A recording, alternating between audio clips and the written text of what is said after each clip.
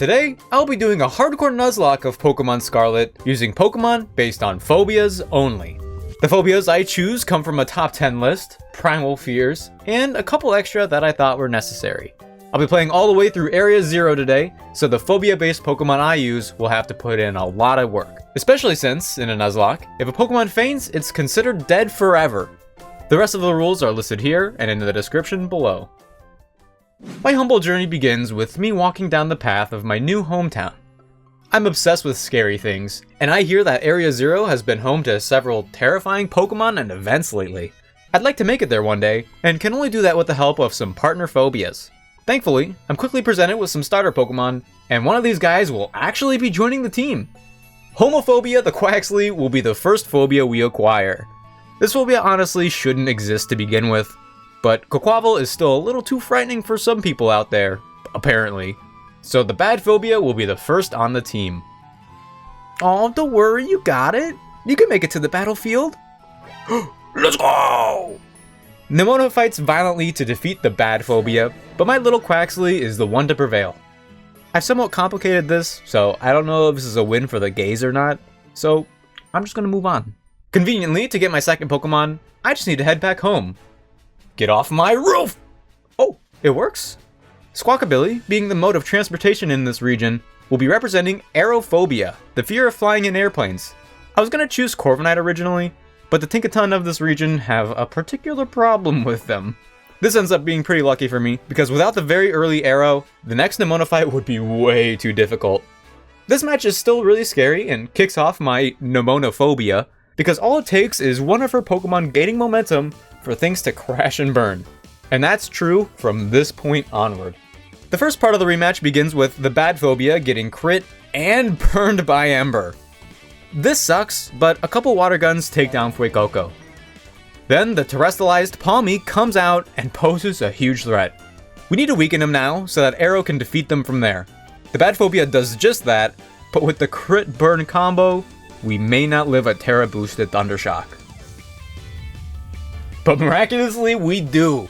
Thank goodness for Palmy's horrendous special attack. Now I pivot to Arrow here, who looks like she would have lived even a crit. Now, you may have noticed that our Intimidate didn't activate. That's because we actually have Hustle instead, an ability where attacks get a 50% boost, but have a 20% chance to miss. If we do miss, then I'll have to power through the opening of the game again. And I really don't want to. So after I lock in Quick Attack, Arrow lands the hit, and I get to watch all of the Academy cutscenes. In my opinion, these aren't actually that bad if it's a one-time thing, but I can for sure see this getting tiring if I ever have to reset. Before I head to the first gym, I spent some time exploring Mesa Goza. There's actually a good amount of items and TMs here, so I make sure to collect them all. On top of that, we can even play hopscotch. Go, the bad phobia!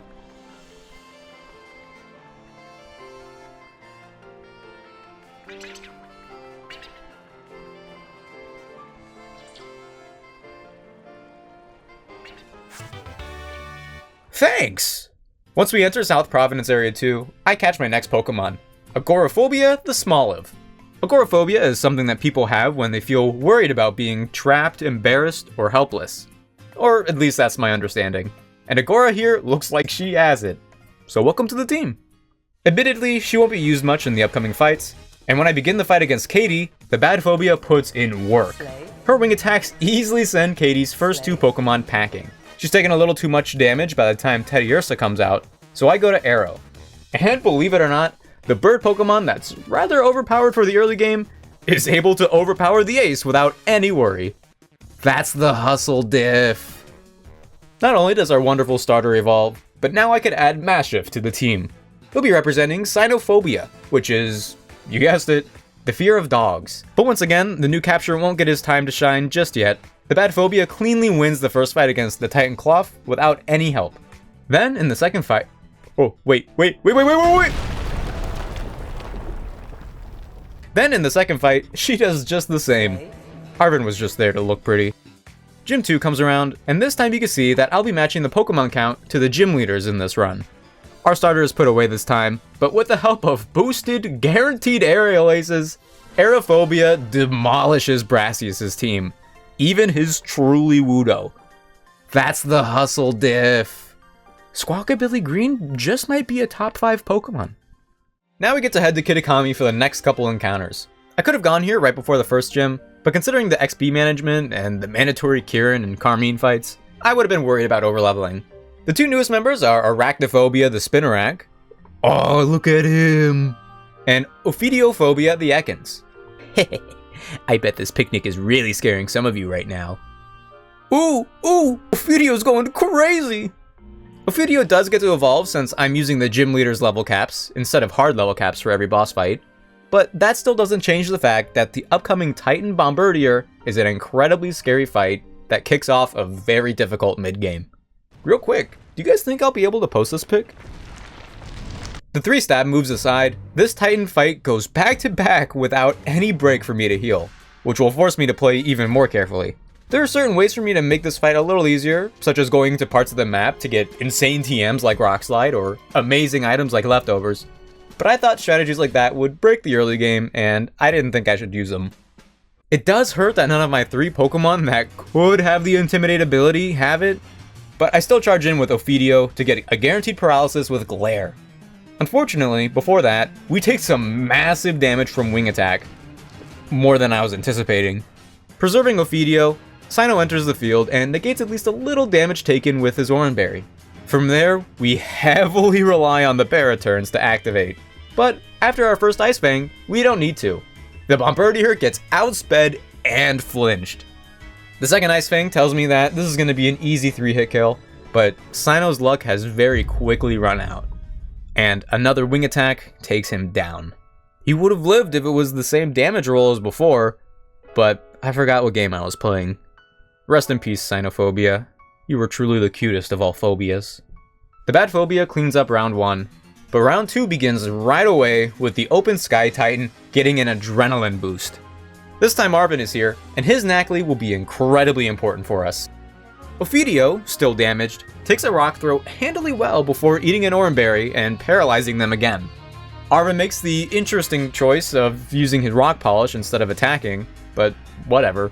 Now, here's where things get very dicey. Ophidio is likely to perish to another hit, but none of my other team members have the bulk or firepower to come in. I take the chance and send a powerful Thunderfang their way, while Knackley Rock Polishes again? Arvin, what are you doing, buddy? Bombardier does in fact attack the Knackley this time, so all we need to do is land one more Thunderfang, while Knackley attacks as well. Surely it's as fast as Arvin wants it to be now, right?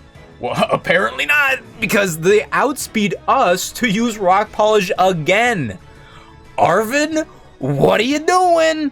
We land our following attack, but the Bombardier reevaluated its priorities and takes out Ophidiophobia. I have never ever seen Arvin go for the setup like this. He must be bitter about something or the other. But this sucks. Ophidio, it shouldn't have been like this. The bad Phobia enters again, but it doesn't matter, because Arvin finally attacks and takes out the Titan. I guess he got what he wanted. Oh, that's right. He owns a Mastiff. He must have seen that I had Sinophobia and let out all of his angst on me. He must not have been paying attention to round 1. With a couple team slots opened up, I evolve Arachno and head to the beach to catch Astrophobia the Watchroll. Astrophobia is the fear of thunderstorms, and what better Pokemon for that than the electric flying type? After that, I spend like 45 minutes in the desert trying to find the next Pokemon for the team that fits within the level cap. Pokemon in East Providence Area 3 are typically a little stronger, so it's harder to find these lower levels. Or at least that's what it seemed like. Eventually I found Claustrophobia the Silicobra. This name makes a little more sense when it evolves. Heh, I bet this picnic is really scaring some of you right now. The fight against the first boss of Team Star, also the best one, goes way better than the Titan fight. The bad Phobia takes out Pawniard, and through an Intimidate, does pretty nice damage into the Revavroom.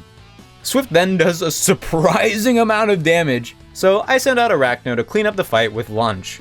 Yeah, it's a really good bug-type TM, but I'm able to get it really early in the DLC. Well, there ain't no rest for the wicked, and Iono is going to be even more difficult without a couple more encounters. Ophidiophobia would have been nice here, but, you know, I head to West Providence area too, and this time we're welcoming Giraffarig, who is representing the first primal fear of the run. Acrophobia, the fear of heights. Cause, you know, giraffes are tall. Next, I'm headed to Sato Desert to get Hippopotas named Trypophobia, the fear of clusters of holes. And not gonna lie, this Pokemon kinda weirds me out now. Before we fight Iono, Nemona Phobia jump scares me with a battle that I thought could be delayed, but it can't. I'm pretty worried about my XP management, but we pull through and finally get to Iono, and I owe no time. Sorry. Once again, I'll be matching the gym leader's Pokemon count, but I don't think any of the others would manage in this fight anyways. She leads with her Watch Roll while Trypo makes her debut. After taking a hit, we land a Yawn, and since I over-prepared for the upcoming Belly Bolt, I actually don't have any moves to hit the bird. Protect waits out the Yawn and gives us an extra turn of Leftovers recovery. After that, I switch to Claustro, who's able to land a Rock Tomb. It doesn't quite kill due to our minus attack nature, but they stay asleep and just go down the next turn. Belly Bolt is here, and I really need a Trypo already on the field for this thing. It only has Spark and Water Gun, but that's honestly all it needs. We decide to stay in for a turn since we can for sure live one Water Gun and land a Bulldoze. Arachno tags in to eat the next Water Gun and uses Lunge. Not only does it do alright damage, but it lowers their attack stat. Electromorphosis boosted Sparks are less of an issue now, and Arachno confidently finishes them off with Dig. Luxio is then no match for Trypo. Once they get yawned, one Dig seals the deal. Last is Mismagius, a Pokemon just about as terrifying as Bombirdier, having no weaknesses when it terrestrializes. The first course of action is to hit us with a solid Hex, but Trypo lives and is able to use her Yawn Protect combo once more. A second ago I mentioned that Mismagius was terrifying. But what is a Pokemon to a primal fear? While they're asleep, Acrophobia shoots off a Psybeam and... Mismagius is specially defensive. I should have kept on Stomp. Oh my gosh. After another attack, they wake up to confused Acro. Unfortunately, the confusion hits the same turn, and instead of risking anymore, I pivot to Claustro on the Charge Beam, then back to Acro on the Hex. But since they once again use Confuse Ray, we do our dance again. This time it's with Trypo to use her Sandstream to get extra chip damage on the Ghost with an idea. By the time I switch back to Acro, they're particularly low, so I Terrestrialize to hit them with an even stronger Psybeam than before. Immediately, I'm punished, because they once again go for the Confusion. This is really bad, because if we hurt ourselves in Confusion, then I won't be able to do my pivots anymore. I just got rid of our immunity to Hex. But Acro powers through to land the attack, which doesn't kill after all! Fortunately, the Sandstorm finishes them off anyways, but I really had no reason to Tera there. As it was almost demonstrated, I could have easily gotten horribly punished with some slightly different RNG. Being flashy was cool and nice, but I can't just do that whenever I feel like it. Hey everyone, I hope you're enjoying the video so far, because I've put a lot of work into it. If you're enjoying it, I'd really appreciate it if you considered subscribing and checking out my other stuff. It's more of this, and there's more to come. Anyways, that's all. Thank you. Now that the level cap has been raised again, a couple Pokemon finally get to evolve, including Agoraphobia. I really don't know why it's this late. And then Astrophobia. Watch Roll is such a cool Pokemon, guys. You don't get it like I do. Luckily for me, the next couple of fights act as a nice cooldown compared to these previous ones. Against the Fire Team Star Boss, the Bad Phobia takes the lead. Her Torkoal sets up the Sun with Drought, but we use Rain Dance to cancel it out. From there, the Tera boosted, Rain boosted, Mystic Water boosted Aqua Cutter one-shots the Torkoal, with the Starmobile following right behind. The Titan fight against Orthworm isn't anything crazy either. Astra... where'd she go? Well, a couple of Electro Balls do the trick for round 1, and in round 2... Hi, Arvin. I try to be fancy and use Volt Switch to pivot to Trypo, but I forgot Earth Eater was a thing, and just go back to Astra to finish it off. Once again, Arvin might as well have not been there. Oh, your dog barked? Yeah, I bet that must be nice. Astra continues her reign through the water gym, and it goes believably well. Honestly, it was really nice that we got the electric Tera type and not flying. Now that the team has gotten another new level cap, we're going to be getting some huge upgrades from here. And these are mostly the last changes for the run, so bear with me here. In Asato Desert, I catch Mysophobia the Relor, who represents the fear of germs. Yes, I got Trypo here as well, but I'm here to get Phobia Pokemon, and the route limitation rule would just be limiting my already limited encounters. The remaining encounters are Primal Fears. The first one is Nyctophobia, the Yimpidip, being the fear of the dark. Then it's Autophobia, the Tandemouse, who's the fear of being alone. This is another one where I imagine the Pokemon itself has the phobia.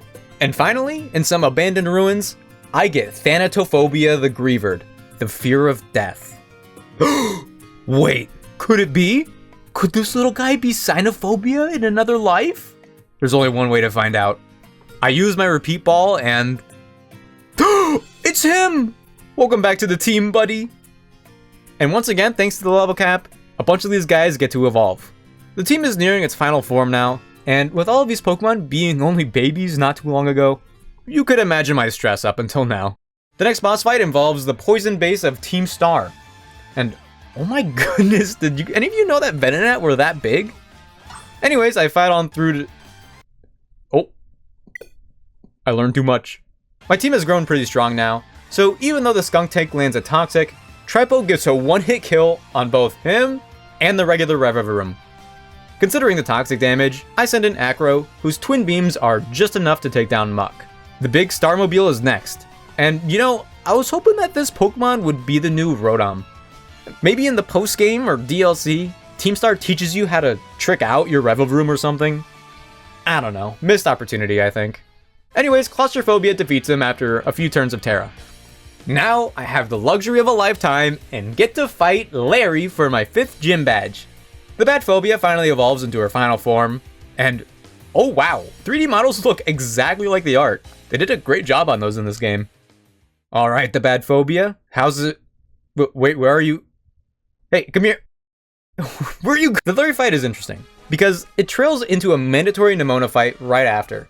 This means that my team of 3 for Larry will be my same team for Nemona's team of 4. But it's still early enough in the game, we'll be fine. My starter Pokemon is going to be on the lead for both of these fights, and with her newfound form, she uses Brick Break to barely one-shot the Kamala. The Dunsparce is pretty much guaranteed to live a Brick Break, so it's just a matter of eating a Glare or Hyper Drill. Unfortunately, I prepared for the Hyper Drill because they went for the Glare. We take them out a turn later with Aqua Step, but the speed boost doesn't matter now since we're paralyzed, and even if we remove the fighting type with Tera, the Staraptor is going to do crazy damage. Tripophobia tags in to eat their Aerial Ace. After some classic leftover stalling, Dig ends up being a 2-hit KO, and our bulk guarantees that we could land that second hit. Once the battle is over, Nemona immediately takes us outside, and this time the champion's watching? OMG, OMG. Skeledirge is the only real threat in this fight, and I planned on using Thanato for it, until I remembered that they're gonna Terrestrialize and remove their Ghost weakness. And if I pivot incorrectly, it'll be very easy for that thing to take chunks off my team. So instead I switched to the Bat Phobia right before. The leftovers lets her heal off a little bit of the Gumi's Dragon Pulse before we take them out with a low kick. Then after both of our starters Terrestrialize, mine outspeeds to land the boosted Aqua Step. And they live?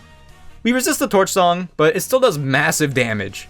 We end up winning, but I am not looking forward to fighting this thing again in the future. The level cap has a bit of a jump before the next gym, and while training out my Pokemon against other trainers, I run into a Go-Goat trainer. It sets up a couple bulk ups, and Acro does minimal damage. The Go-Goat outspeeds us, and I get some strategy on my Pokemon Horizons. My best play is to switch into Autophobia, who's at full HP and can for sure outspeed. But once we switch them in, they hit us with a Bulldoze. Fortunately, we still outspeed, Auto uses double hit, and they miss the kill. A takedown ends the matchup with a draw, and Thanato cleans up the rest of the fight. In a way, I just lost 4 whole Pokemon. Not only that, but 4/4 of a Primal Fear.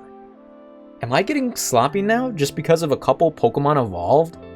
If there are random Pokemon that can eliminate the strongest fears around, then what chance do I have at even making it to Area 0? From here on, I change my main grinding strategy and head over to Kitakami.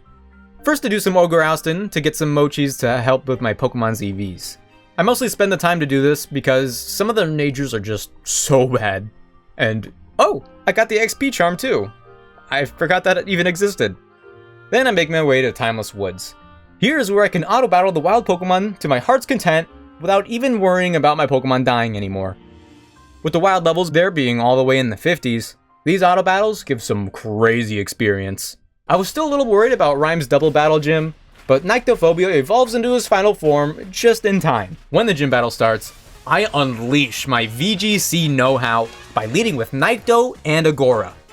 Nycto takes a slash, and then they both eat an Icy Wind, which lets Agora's Seed Sour set up grassy terrain. This activates the Grassy Seed on both of my Pokemon, boosting both their defensive stats. A False Surrender then takes care of the Bayonet, and Mega Drain breaks the Mimikyu's disguise. What'd I say? VGC Master over here. Oh right, both of my Pokemon also get attack boost for the kill, thanks to the added gimmick of the gym. I target down Houndstone next turn since Mimikyu doesn't really have any strong moves, and commit it with a Tera Sucker Punch from Nycto to make sure they go down. It also had Play Rough, and I really didn't want to risk getting hit by it. The Mimikyu sets up Light Screen, but last is Toxtricity, but thanks to all of our stat buffs, another Sucker Punch does them in, and Mimikyu isn't long after. Do you guys think this would give me any championship points for the World Series? Either way, with 6 badges in hand, the pharmacies have finally recognized my power and grant me access to medication. I could buy any nature mid I want, and my team members will no longer have to deal with their negative natural nerfs. The timing was pretty great on that, because now we're going to... That is a big bird. Because now we're going to be taking on the Titan Great Tusk. Claustro and Tripo can now slowly and safely chip them away to win round 1. For round 2, I knew that it would be a little touchy, and I know for sure that I can't trust Arven, but I still lead with Astra. It's a little aggressive. Air Slash could miss, and we aren't the bulkiest, but we have a pretty nice defensive typing in the Great Tusks anyway. Luckily, Air Slash does land and does crazy damage. Then Arven does the unimaginable and tanks the Great Tusk's attack for me? Huh? Another Air Slash then finishes them off, and alright, I might be hitting my second wind here. Oh, Mabustiff. I almost had one once. The last Nemona fight before the endgame goes mostly the same, but it's still another scary encounter with the Dirge. Acro was already out, so I needed to switch into Tripo to do the damage. Even though they used Tera, they luckily just used Snarl before landing a terrifying Torch Song. We lived the attacks enough to hit them with a Tera boosted dig, but somehow, even after that, they live. Oh no. The Sandstorm chip is nice, but it isn't claiming the kill. So now I have no choice but to switch, and it'll either be the bad Phobia or Claustro. They both have approximately the same special bulk, with my starter being a little bulkier, but I was leaning towards Claustro since I really don't want to risk bad Phobia, and also believe that the ground types got the same special defense boost that rock types got from Sandstorm. Once Claustro enters the field, she takes the full force of the +1 Tera boosted Torch Song, and I come to the sudden realization that she in fact did not get the boost. Bad Phobia cleans up, but losing Claustro was a huge gut punch.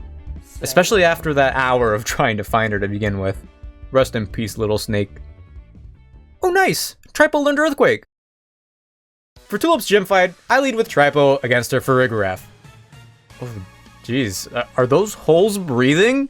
A couple crunches do the trick, and since I don't want to eat any energy balls from Gardevoir, Veneto comes out instead and immediately gets the kill with Phantom Force. Espathra also requires a switch, but Nycto is free to take the kill. This makes way for Tulip's ace Florges. And this matchup is all for Myso. Their Moonblast do significant damage, and I know for a fact that we won't be able to one-shot them. So at the first chance we get, Myso Terras into the Bug type and eats another Moonblast before we lower their special attack with Struggle Bug. That lets her barely eat one more hit before taking the win with Bug Buzz.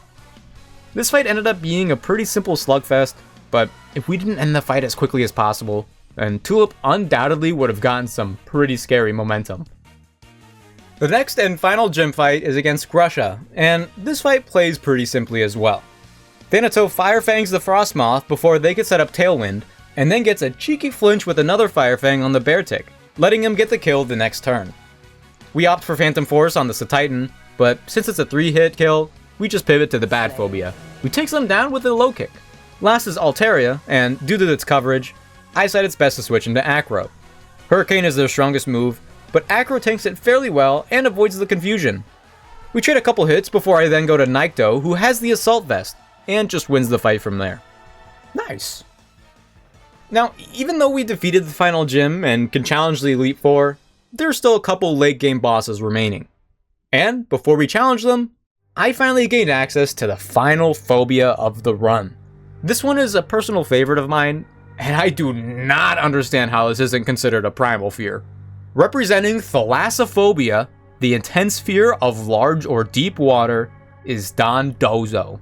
Honestly, the ocean is so big and terrifying.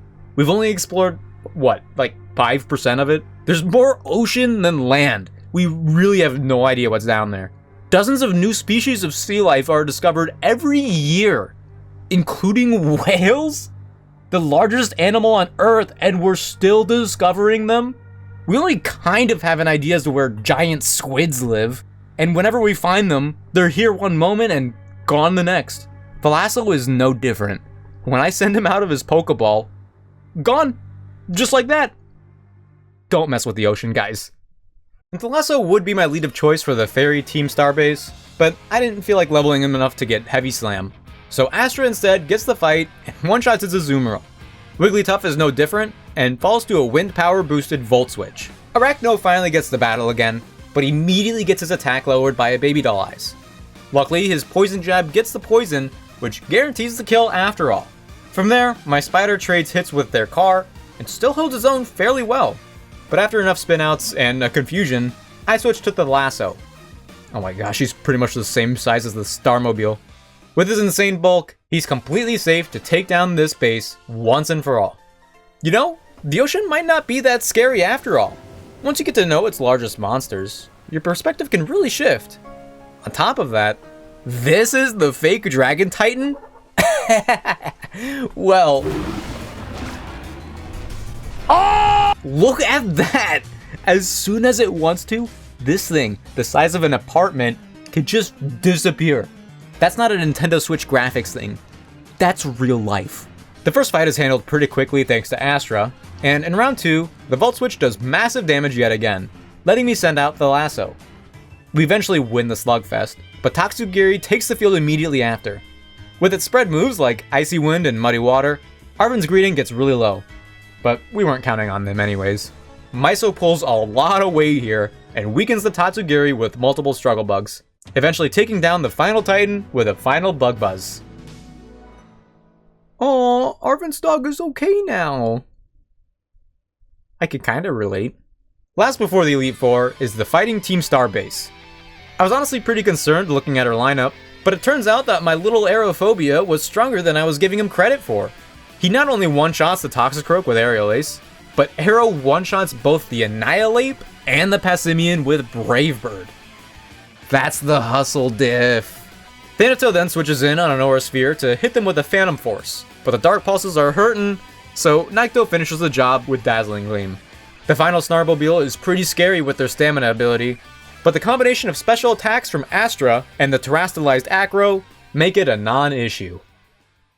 I bet this picnic is really scaring some of you right now. With the final parts of each storyline needing to be taken care of, I'll essentially have a second Elite Four to deal with after this upcoming Elite Four. For this more traditional one, I'll be taking a more traditional approach and committing to the same 6 Pokemon throughout the whole gauntlet.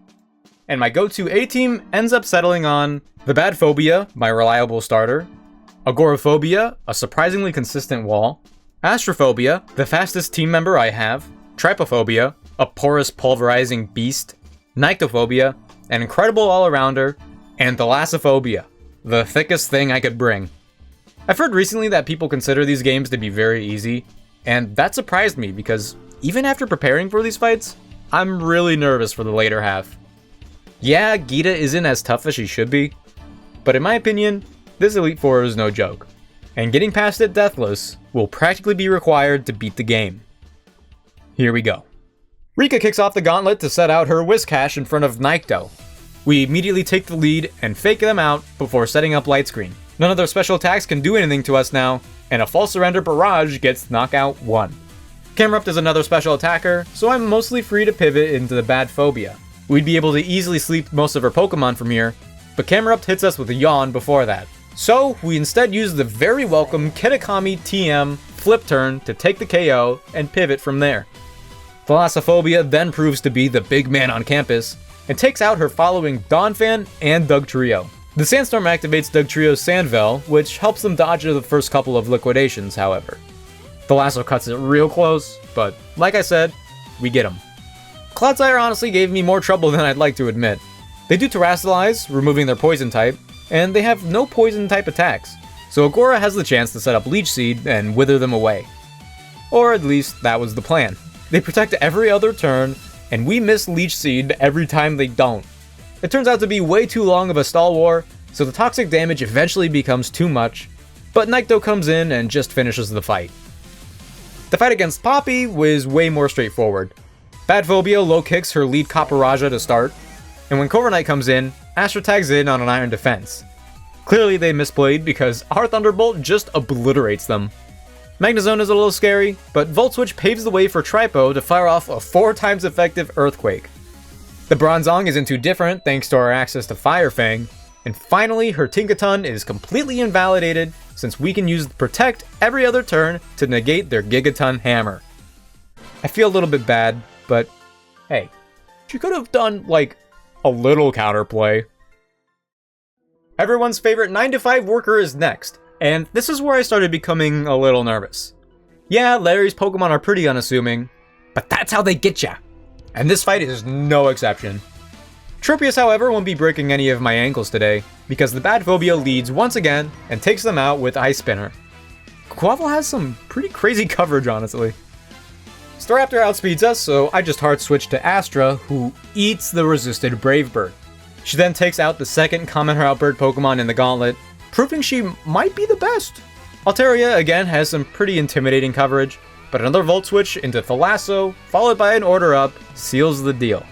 So now the Pom Pom Oricorio is out, and even though Thalasso is bulky, he's not special electric attack bulky, so I make the switch to Tripo.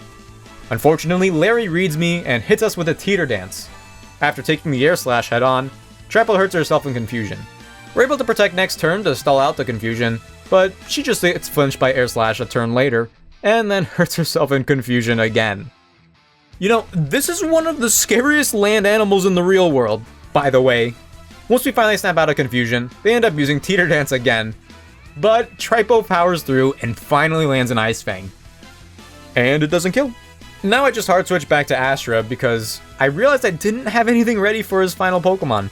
So Astra needed to enter the field right away. She walls and outspeeds the Oricorio, but now one of the best Pokemon of all time has joined the fight.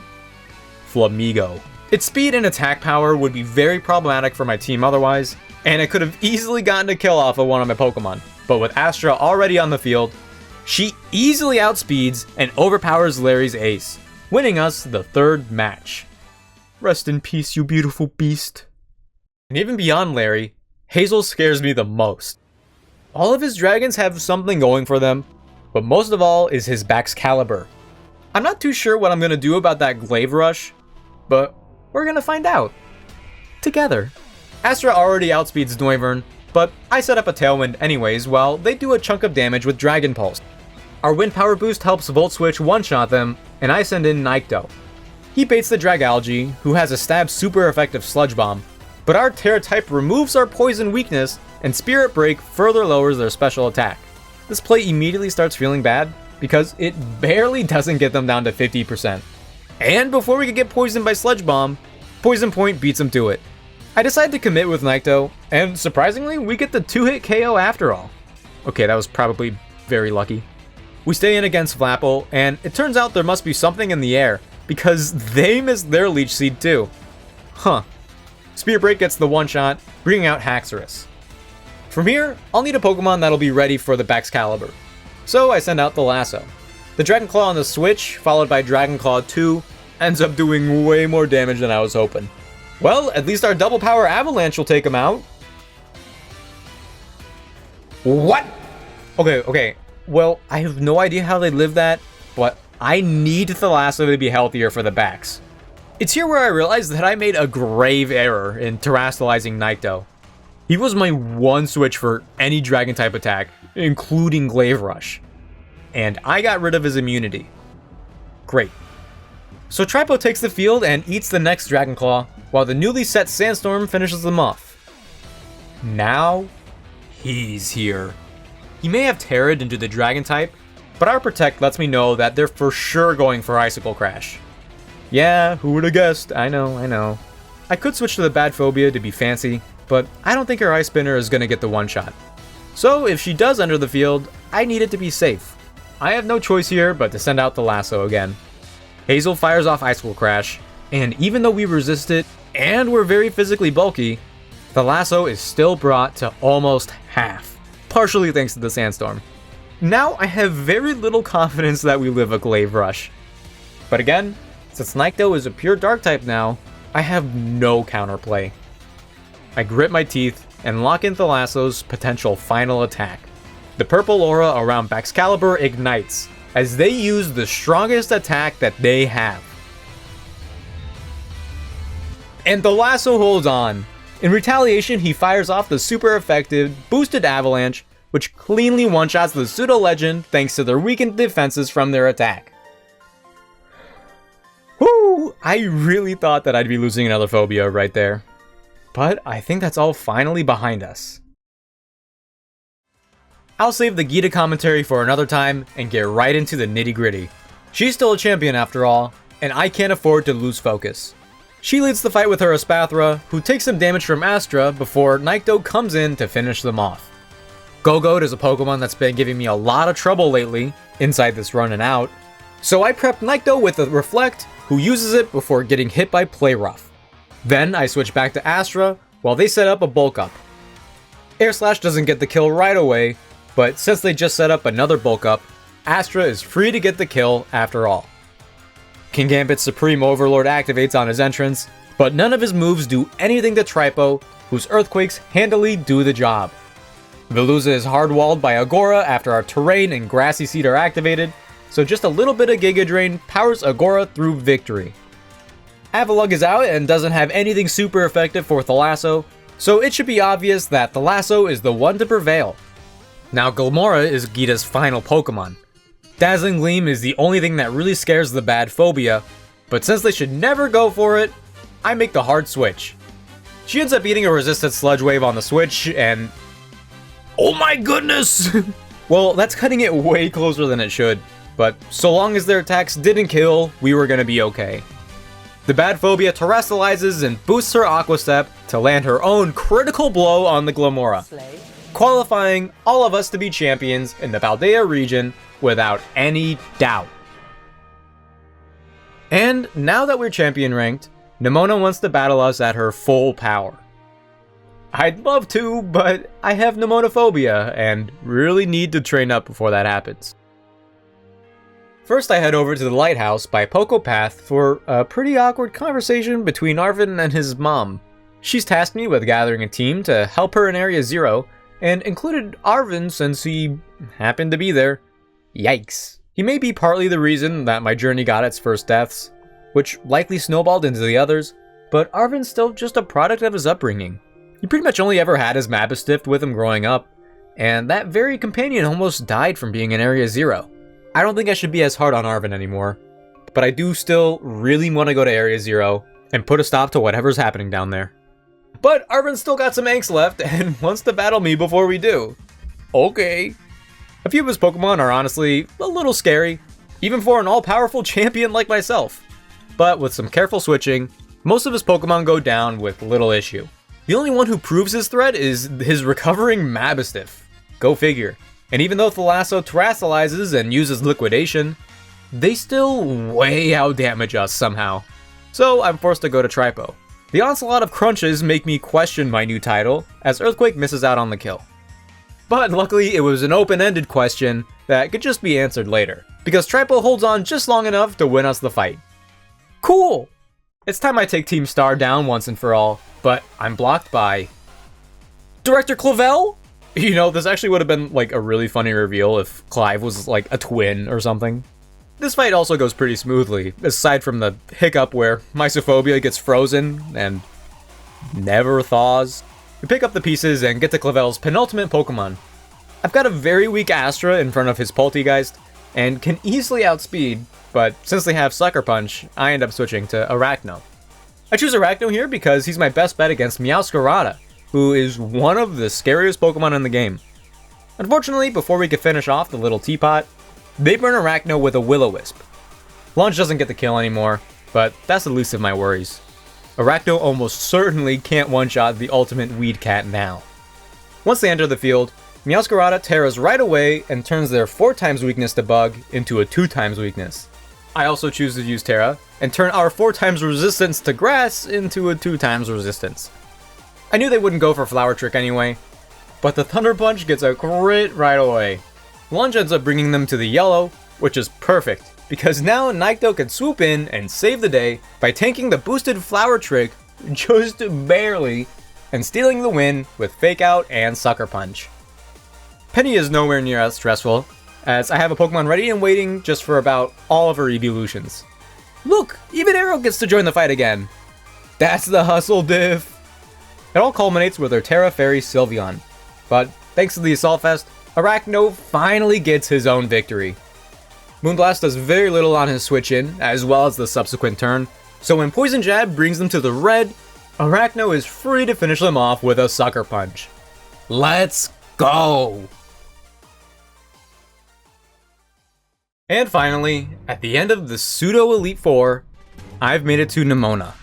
Other than Arvin, and the one other random trainer, she's the only person that's taken one of my Pokemon's lives.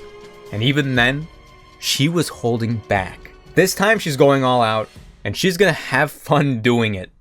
I've managed pretty well up through now, but if I slip up here, then I'll never make it to Area 0. The Bad Phobia leads this final rival battle and baits Nemona's Lycanroc to go on the defensive. But they don't even get to set up Stealth Rocks because they get taken down right away by a single flip turn. Nyctophobia enters the field, which then baits her Orthoworm, and I switch to Tripo, who could eat all of their attacks incredibly well. And yes, I remembered Earth Eater this time, because now we have Fire Fang. Sadly, it doesn't do the damage I was looking for, so Astra tags back in on a resisted Iron Tail and gets the kill with Volt Switch. The Lassos switch in, then baits the Palmo, but since I kept Tripo pretty healthy, she could duke it out and come out on top. Goodra has pretty encompassing coverage, but the Thalassophobia is a wall of walls, and they just get knocked out with one Avalanche.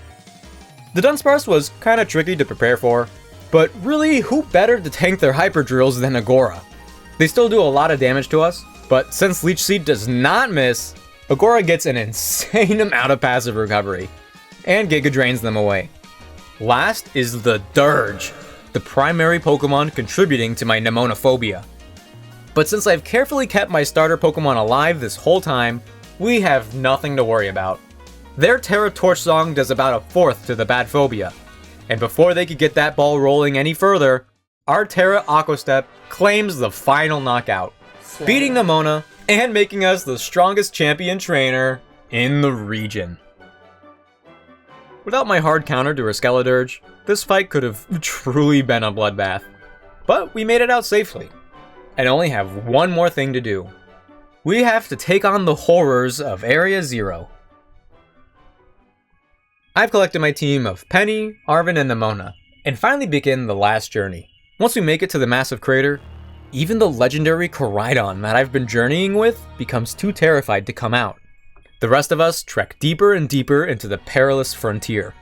Along the way, we're attacked by Pokemon that shouldn't exist, and beyond that, into the depths, I witness multiple Pokemon plummet to their demise. If given the opportunity, the wildlife and environment won't hesitate to end our lives. Somehow, I finally make it to the lab at the bottom of Area 0. The others are fending off Pokemon for me, so I confront the professor. She immediately reveals that she's an AI, and has taken the job of the previous professor. Not only that, but even with all the resources she's taken to do the job, she's done it worse. Monsters that shouldn't exist are being released. Her only son is sad and her mom isn't around, and his dog almost died as a result, from the aforementioned monsters. She at least simulates some of the humanity that the real professor had, and needs me to defeat her in a battle to end, or at least halt, the damage that she and all of her machinery have caused. Well, I've been conquering and taming monsters for this entire run, so this last one should be no different. AI Sada's defense mode activates as she rises into the air to pull Paradox Pokemon from the past. Master Ball in hand, she sends out Slitherwing. Astra is my lead of choice, and easily one-shots them with an Air Slash. The 5% miss would have been really unfortunate, but Astra always pulls through. Fluttermane is an insanely fast Pokemon, so instead of pivoting with Volt Switch, I hard switch to Thalasso. Power Gem does very little, but Thunderbolt on the other hand does about half. I thought for sure Liquidation would be more than enough for the knockout, but they barely hold on. I need to keep the others healthy, so I'm leaning towards keeping Thalasso in here. If a crit or para activate, that would suck, but I know Thalasso will hold on, just like he always has. They fire off the second Thunderbolt, and I'm right! Liquidation gets the kill, and Sandy Shock enters next. Luckily they don't have much for Trypophobia, and she safely launches 2 deadly Earthquakes. Screamtail is super bulky, but there seems to be no Pokemon who can outbulk Agora, whose Leech Seed all but guarantees her win. But before the final Leech Seed procs, I switch to Nyctophobia to prepare for the last 2 Pokemon. Leech Seed heals the damage we took from the switch, and inadvertently brings Brute Bonnet to the fight. 2 super effective Spirit Breaks do the trick, while we sit comfortable and healthy. The Roaring Moon is last, and potentially the most threatening Pokemon in the game, with its booster energy raising its already monstrous attack stat. They commit to the damage and fish for a critical hit off of Stone Edge. But it turns out that they should have held the Wide Lens instead, because they miss, paving the way for one final Spirit Break to knock out Roaring Moon, winning us not only the fight against AI, but also the entire game. Originally, I really wanted to keep playing through to the DLCs on this run, but decided that I should do a more regular playthrough instead to help gauge how long the DLC would make it. And oh my gosh, that was a lot. I'll try a DLC challenge another day, but today, I had fun. I really do love Scarlet and Violet, as they do so much to push the series even further. And I love all of the characters in it so much. They really nailed the friend group vibe in this game, especially compared to X and Y. As a Nuzlocke, cutscenes aside, it does take a long time to get through. On future runs, I might switch the Pokemon to my main save through home, and candy them up from there or something. But I'm definitely not skipping Team Star and the Titan routes. I feel like those are so crucial to the gameplay loop and the challenge itself. Anyways, this video has gone on for way too long now. Thank you all so much for watching, especially if you've made it to the end. I'll see you guys next time, and have a good one.